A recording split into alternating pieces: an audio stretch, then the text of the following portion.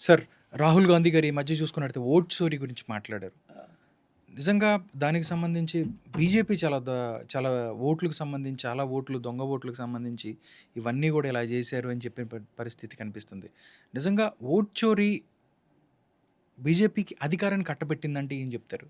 ఎంతో కొంత నిజముందా? అంటే ఏం చెప్తారు మీరు దాంట్లో? హా, నిజం ఉందా లేదా కాదు తెలియదు కానీ నాకు హ్మ్. రాహుల్ గాంధీ మీద బీజేపీ వాళ్ళు చేసిన దాడిని బట్టి అయితే వీళ్ళు దొంగలేనని అనిపిస్తున్నది. ఆ! ఇప్పుడు ఇలాంటి మాట మాట్లాడుతున్నారంటే ఆ వీడియోలు చూపెట్టిందంటే ఆడవాళ్ళు కూడా ఓట్లేయడానికి వస్తారు, వాళ్ళ రహస్యాన్ని కాపాడటం మా బాధ్యత, అందుకోసం ఆ ఈ వీడియోని ఇవ్వము అంటాడు వాడు. హ్మ్. ఆడవాళ్ళని మరి నువ్వు ఎందుకు వీడియో తీసావు? హ్మ్. వాళ్ళ వీడియోని బయట పెట్టడం కుదరదు అనుకున్నవాడివి. ఓకే. నువ్వసలు వీడియోలు ఎందుకు తీసావు? అసలు వీడియో ఎందుకు తీసావు నువ్వు? హ్మ్. నువ్వు చేసిన తప్పు అవుద్ది కదా, చూపెట్టడం తప్పు కాదు కదా, నువ్వు తీయటమే తప్పు అవుద్ది కదా. ఓకే. పైగా అవి లేవు మా దగ్గర అంటారు. ఆ లిస్ట్ ఇవ్వండి అంటే ఆ పనికి మాలిన లిస్ట్ అంతా ఇస్తారు. హ్మ్. అసలు మనం రీడ్ చేయడం సాధ్యంగా లిస్ట్ ఇస్తారు. వాళ్ళ దగ్గర ఓపెన్ ఫైల్ ఇవ్వచ్చు. మనందరికీ తెలుసు, మనం కంప్యూటర్తో పనిచేసేటోళ్ళం కాబట్టి. ఇంకొకటి మోడిఫై చేయడానికి వీలుగా చేయాలంటే ఏం చేయాలి? ఓపెన్ ఫైల్స్ ఇవ్వాలి.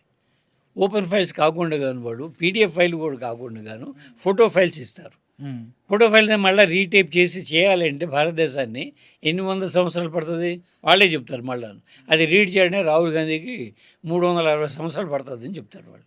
లేదా 3600 సంవత్సరాలు కూడా పడుతుంది. ముందు ఇయ్యాలి కదా మీరు. అసలు మీరు ఇవ్వాలి కదా, ఓపెన్ ఫైల్ మీ దగ్గర ఉంటుంది కదా, ఎందుకు ఇవ్వట్లేదు లేదు మీరు? అంటే అసలు చాలామంది ఏమనుకుంటారు, ఎన్డీఏలో ఉండడం రాజకీయ పక్షాలు ఏమిటి అనుకుంటే ఏదో ఒక రెండు పార్టీల పేరు చెప్తారు. టీడీపీ ఉంది, ఇప్పుడు ఇంకేదో ఉంది, నితీష్ కుమార్ ఉన్నాడు అని చెప్తారు.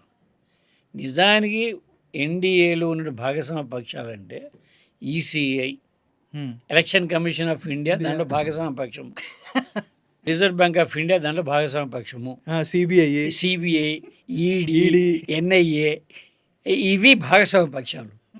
ఈ పార్టీజాన్ యాటిట్యూడ్తో ప్రవర్తిస్తున్నాయి ఇవి చాలా స్పష్టంగా. అవి ఏదైనా సమస్య వచ్చినప్పుడు ఆ గొడవ వస్తుంది. ఓకే. అది మాట్లాడు.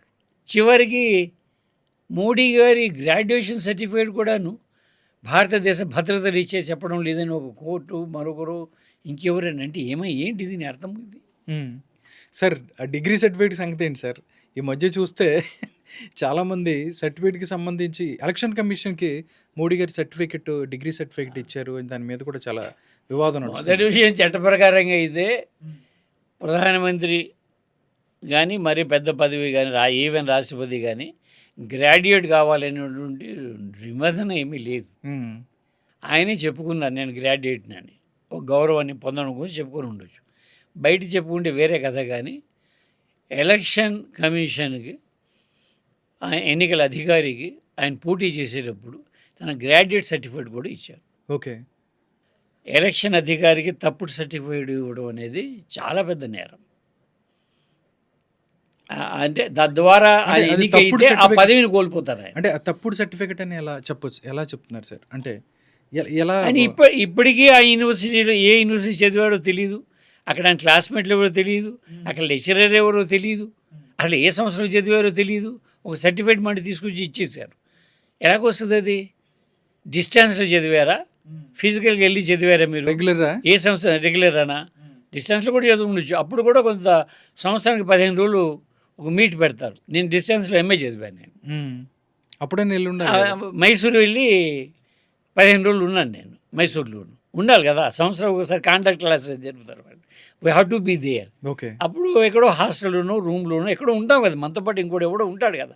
నా లెక్చర్ల పేర్లు ఏం తెలుస్తాయి కదా, తెలుసు. ఓ చివరిన గ్రూప్ ఫోటోలు తీసుకుంటారు, ఇదంతా ఉంటుంది కదా. అవును, అలాంటిది ఏదైనా ఉండాలి కదా. అవన్నీ దానికి సపోర్టింగ్ ఏమీ లేకపోగా అదే అసలు ఆ యూనివర్సిటీ దాంట్లో కూడా ఇది కనపడటం లేదు. ఇది అప్పుడు ఏంటని అర్థం అండి? యూనివర్సిటీ వెబ్సైట్లోనే ఉండాలి కదా మీది. అవునండి, అక్కడైనా ఉండాలి కదా. లేదు, అది ఫేక్ అంటున్నారు. ఫేక్ కాదు నిజమని చెప్పేసి చెప్పొచ్చు కదా, రండి మనం చూపెడదాం, వెళ్దాము, ఫేక్ కాదని చెప్పొచ్చు కదా. కాదు, ఆ డీటెయిల్ చెప్పడం అనేది భారత రక్షణకు సంబంధించిన వ్యవహారంగా మాట్లాడుతున్నారు. ఇదేంటిది? ఎక్కడి ప్రశ్న అది, ఎక్కడి వ్యవహారము మీరే చెప్పి అదేదో చూపెట్టండి అని చెప్పితే పైగా ఎన్నికల కమిషన్ ఇవ్వటంలోనే వివాదం అయింది. అలా చాలామంది చెప్పుకొని ఉద్యోగాలు సంపాదించిన వాళ్ళు ఉంటారు. ఓకే.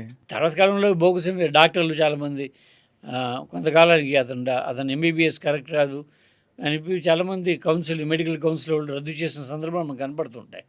అది వేరేది. అంతవరకే మెంబర్షిప్ పోతుంది అక్కడ. ఇక్కడ అలా కాదు ఇది. ఎలక్షన్ కమిషన్కి ఇచ్చారు మీరు. భారతదేశ స్థాయిలో అది నిర్ణయం తీసుకోవాలి. మీరు ఫేక్ సర్టిఫికేట్ ఇచ్చినందుకు, ఫేక్ డాక్యుమెంట్ సబ్మిట్ చేసినందుకు. అది ఫేక్ డాక్యుమెంట్ అని మీరు ప్రూవ్ చేసుకోవాలి కదా. చేసుకోకలేదండి మనం ఏం చేస్తాం? ఇండియా ఎలా తయారైపోయిందంటే బిగ్గెస్ట్ డెమోక్రసీ అనే మాట ఉన్నది, కానీ నిజానికి డెమోక్రసీ డే బై డే కృషించిపోయి చాలా కొంతమంది హ్యాండ్ఫుల్ ఆఫ్ పీపుల్ కొంచెం డబ్బు బలంతో ఓట్లను కొనేటువంటి పరిస్థితి మొదట్లో ఉండేది. ఇప్పుడు ఓట్లు వాళ్ళ బదులు వీళ్ళే వేసుకునే పరిస్థితి కూడా వచ్చేసింది. అసలు వచ్చినా రాకపోయినా కూడా మనమే ఢిల్లీ నుండి ఓట్లు ఆపరేట్ చేసే పరిస్థితి కూడా వచ్చేసింది, టెక్నాలజీ పెరిగిపోయి.